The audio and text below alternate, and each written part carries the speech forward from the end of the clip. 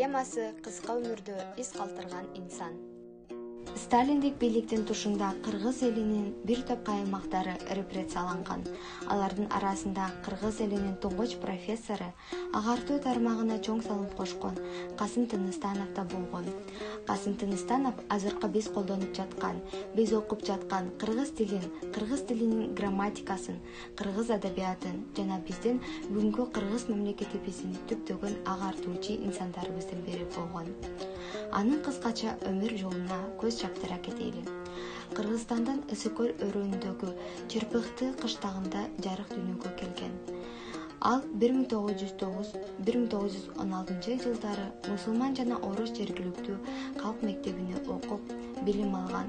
1916 жылы болсо улуттук көтөрүлүштөн кийинки Улуу Үркүн маалында эл менен кошо Кытайга качып кеткен. Билесиңер, алгач кыргыздар араб алфавитин колдонгон. Араб алфавити кыйынчылыкты туудуруп, үйрөнүүдө оорчулуктар жаралгандыктан латын алфавитине көчкөнбүз. Латын алфавитинен кийин орус алфавитин, кириллицаны кабыл алганбыз.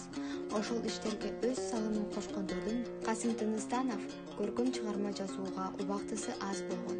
Ошондой болсо дагы Ташкентте окуп жүргөндө Өрүс, Жаңы Өрүс газеттеринде бир нече казакча ырлары жарык көргөн.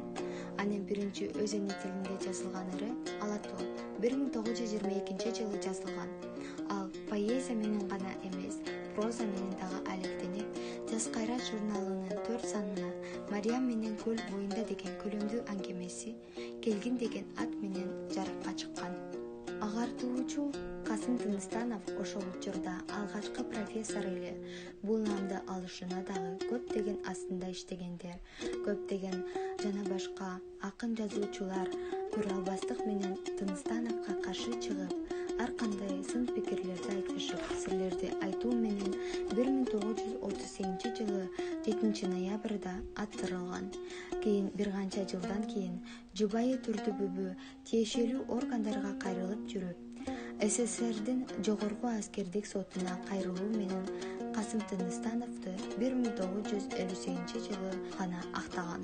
Дүйнөдө 37 жыл жашаса дагы Касым Тыныстанов кыргыз элине жана орпактарга өзүнүн салымын кошкон. Кыргыз элинде өмүрдүн узундугу анын мазмунуна карай бааланат деген сөз бар. Бул сөз эң туура айтылган.